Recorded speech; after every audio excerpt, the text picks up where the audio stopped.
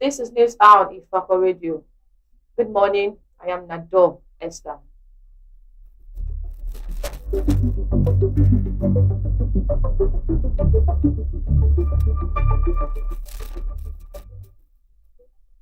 The headline: UK announces road closure, no fly zones for Tinubu state visit.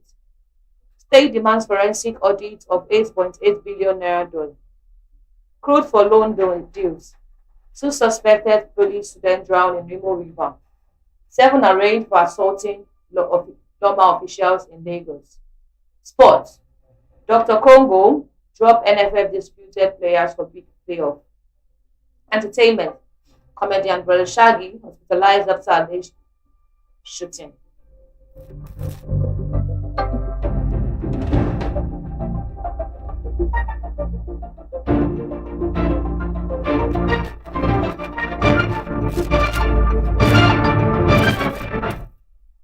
The news in full. UK announces road closure, no fly zones for Tinubu state visit. The Britain will impose airspace restrictions and deploy armed police officers in Windsor next week as President Bola Tinubu arrives for state visit hosted by King Charles III. Tinubu is expected to begin the visit in the company of his wife Oluremi Tinubu on Wednesday, March 18, with a reception at Windsor Castle. Thomas Valley Police, in a statement on his website on Wednesday, said it is working with the Royal Borough of Windsor and Maidenhead, the Royal Household, and other security partners. The force said airspace restrictions over Windsor Castle, which are in place permanently throughout the year, would be extended to Wednesday, March 18, to cover the period from 7 a.m. to 11:59 p.m. Chief Superintendent Adrian Hall of Thames, Valley Police Joint Operation Unit, said the air restrictions formed part of the broader security operations for the visit. The air restrictions are just one part of our robust security operations for the state visit of Nigerian President Tinubu next week, with many measures you will see and others you will not see. As a force, we have a vast amount of experience in placing royal events in Windsor and significant planning and preparations has gone into this event, Hall said. Chief Superintendent Adrian Hall of Thames, Valley Police Joint Operations Unit, said the air restrictions form part of the broader security operations for the visit.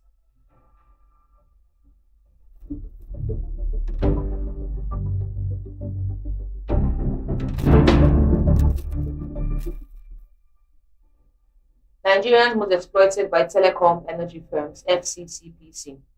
The energy fintech and telecommunications company generates the highest number of consumers complaints in Nigeria, the Federal Competitors and Consumers Protection Commission has declared. The agency's executive vice chairman, Tunji Bello, made this known on Thursday while briefing State House correspondents at the Aso Rock Presidential Villa, Abuja. Bello said the commission has received thousands of complaints from Nigeria and across these sectors and has recovered over 20 billion naira for consumers as of March 2026. According to him, the commission resolved more than 9,000 complaints and recovered over 10 billion naira for consumers between March and August 2025 alone. Let me tell you where the most complaints come from. Mostly on energy, fintech. For energy, people complain about the electricity supply and so on. That's where we get most complaints. And what led to the recent action in Lagos against a disco. And also fintech, people do a lot of transactions online, and most of them are either given on fair terms. Somebody has borrowed money, and then you discover that when they ask to pay back, the interest rate is outrageous. Most of them we have interrogated, and we've been able to resolve as many as possible, Bello stated. He added that the telecommunication sectors and bank also account for significant complaints, noting that the Commission receives about 25,000 complaints annually through various platforms. Bello cumulative recoveries for consumers had exceeded 20 billion naira as of March 2026. upfront 10 billion naira recorded in October 2025. The FCCPC boss also revealed that the Commission had begun monitoring petrol prices and other commodities across the country following the escalated United States-Israeli-Iran conflict in the Middle East. He said the agency deployed monitors nationwide to track price movements and prevent fuel suppliers from petrol stations from exploiting Nigerians.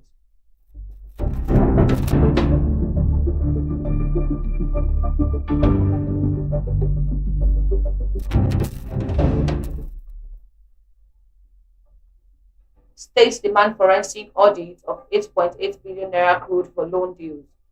The state governments have called for a forensic audit of Nigeria's crude oil backward borrowing arrangements, warning that opaque crude for loan and swap deals may be undermining inflows into the Federation account. The Punch earlier reported that the Nigerian National Petroleum Company Limited pledged 272,500,000 barrels per day of crude oil through a series of crude oil loans deals totaling 8.8 billion naira. According to the analysis of the report by the Nigerian Extractive Industries Transparency Initiative and the NNPC financial statements. According to the media's findings, NNPC has already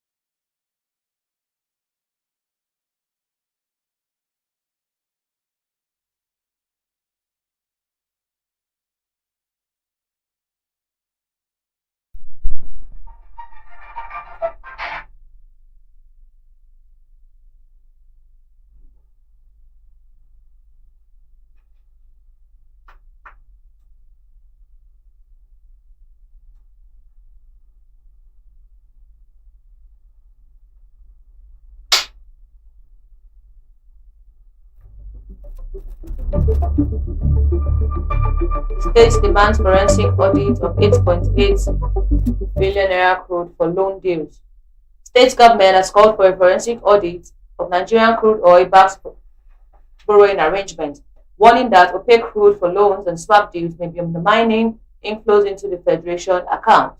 The media earlier reported that the Nigerian National Petroleum Company Limited pledged 272,500,000 barrels per day of crude oil through a series of crude for loan deals totaling $8.8 billion. According to an analysis of a report by the Nigerian Extractive Industries Transparency Initiative and the NNPC's financial statement, according to the media findings, the NNPC has already fully repaid $2.61 billion in loans, representing 29.4% of the total credit facilities, while $6.25 billion or 70.6% remains outstanding. Also, out of the $8.8 billion credit facilities, only about $6.97 billion has been received from crude for loan deals as for December 2023. However, state government through their commissions of finance are demanding an audit for these deals. The demand was contained in a communique issued at the end of 2025 retreat of the Federation Account Allocation Committee, post-Mesom Subcommittee, which stated all crude oil-backed borrowing arrangements would be subjected to legislative approval, full disclosure, and independent audit. Existing arrangements should be reviewed, with forensic audits conducted to restore confidence and protect future Federation revenues. The communique followed a 3-day retreat held in Enugu between February 9 and February 11, where fiscal authorities, state representatives, revenue agencies, and policies experts met to examine persistent revenue leakages affecting the Federation account. The retreat, which focused on assessing fiscal and sectoral policies for closure revenue, leakage in the Federation account, was organized to critically assess fiscal framework and administrative practices affecting federal revenue collections and distribution to the three tiers of government.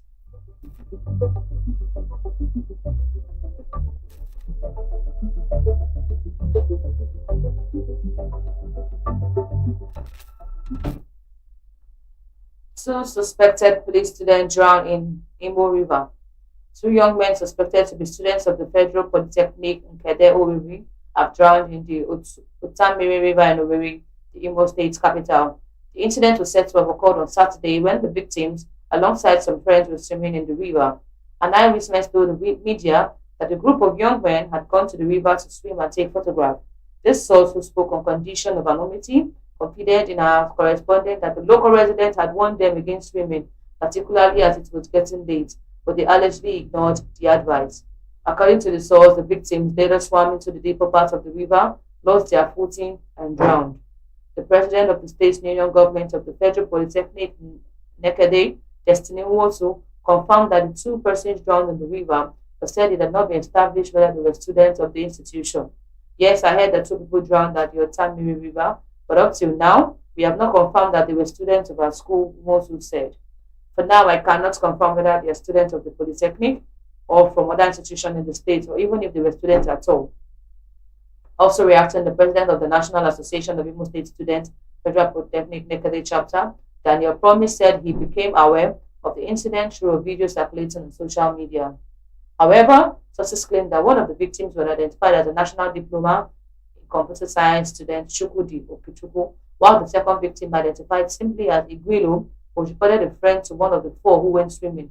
The sources added that the bodies of the victims have been recovered and deposited in a morgue.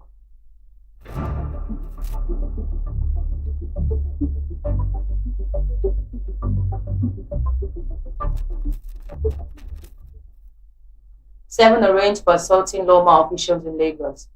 7 persons have been arraigned before the Special Offences Mobile Court sitting in the Ikeja Magistrates District for allegedly assaulting enforcement officials of the Lagos Waste Management Authority during an environmental enforcement operation.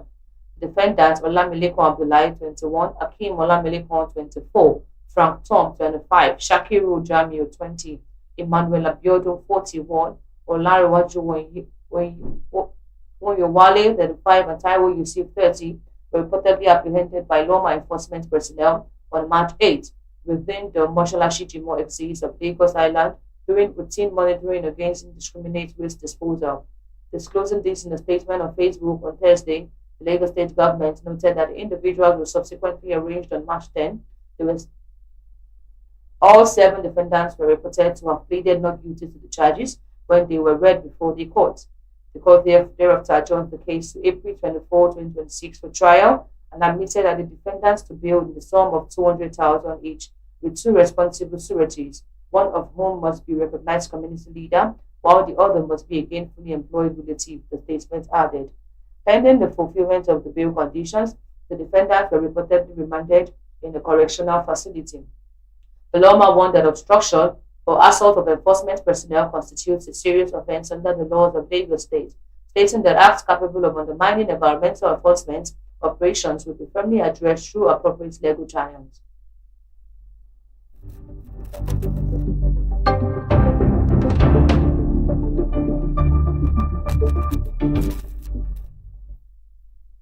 Sports. Dr. Congo dropped NFF disputed player for playoffs.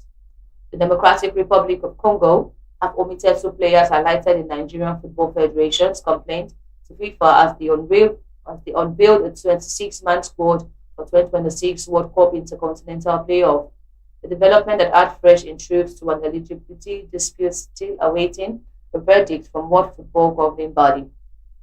Media Extra reports head coach Sebastian Disselberg released the Leopards squad on Wednesday, retaining the core players who guided the team past Nigeria on penalties in the African playoff round, while recalling several names absent from the African Cup of Nations in Morocco. Captain Chinel Mbemba leads the side alongside established figures such as Cedric Bakamo, Dion Wisa and Samuel Matusami, as Dr. Congo pursued a second appearance at the World Cup. However, the announcement is notable for the absence of Michael Balikwisha and Myros Perkins, two of the players Nigeria specifically highlighted in its formal complaint to FIFA over alleged eligibility breaches. Only Matthew Ekpolo, the third player mentioned prominently in the Nigerian petition, has been included in the Sabri squad. Nigeria lodged a complaint after losing the African Player of the Year tied to Dr. Congo 4-3 on penalties, arguing that the Congolese Federation misled FIFA in securing nationality switches for federal overseas born players. The petition, made public on December 15, 2025, asked FIFA to investigate the matter and potentially disqualify Dr. Congo from the qualification process.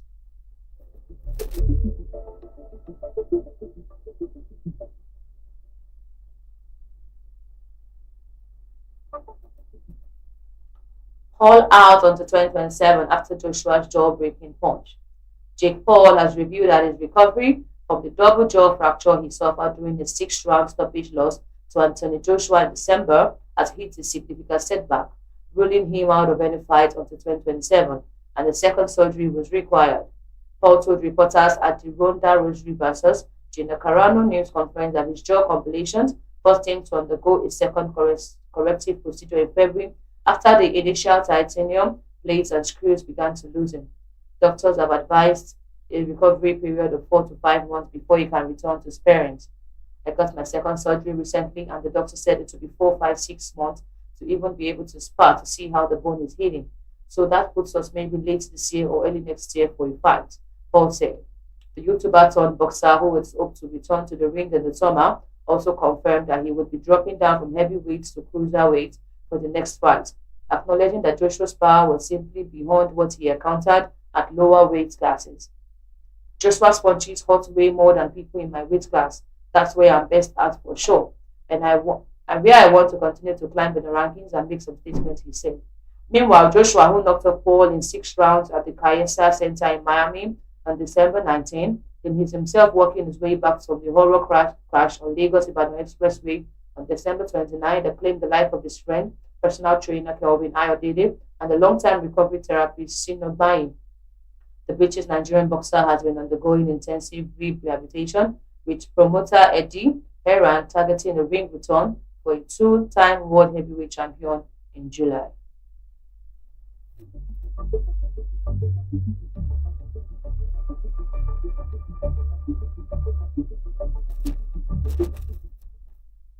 Entertainment. Comedian Brother Shaggy hospitalized after alleged shooting. The popular comedian, skit maker, and social media influencer Samuel Perry, popularly known as Brother Shaggy, has been hospitalized after he was allegedly shot in the Sangwater area of Ogun State. It was gathered that the incident occurred under the Sangwater Bridge on Sunday afternoon. Although the circumstances surrounding the shooting remain unclear, the police source, who spoke on condition of anonymity because he was not authorized to comment on the matter, said the content creator sustained the gunshot injury while filming a comedy skit at the location. According to the source, Brother Shaggy was immediately rushed to the Blooming by Care Hospital in Alakoko area of Lagos State, where he received initial treatment. When contacted on Thursday, the spokesman of the Lagos State Police Command, Abimbola Adebisi, confirmed the development, noting that the police were alerted by the hospital. The hospital contacted the police to report that the gunshot victim had been brought to their facility. Detectives and the patrol team were immediately mobilized to the hospital, where they discovered that the victim was a skit maker and social media influencer popularly known as Brother Shaggy. He was seen on a stretcher with an injury to the thigh. The location of the incident is in Sangwater and not within our jurisdiction, but the investigation is ongoing, she said. When contacted for further clarification, the spokesman of the Ogun State Police Command, Oluseyi Babasheyi, said the incident had not been reported to the police in the state. The text message, the incident was allegedly to have occurred in Ogun State, but this was not reported, he said. But the Shaggy's manager, Olufemi Oguntamo, also known as Spencer, did not respond to calls made to his phone. A text message sent to him yet to be replied as to at the time of the filing the report.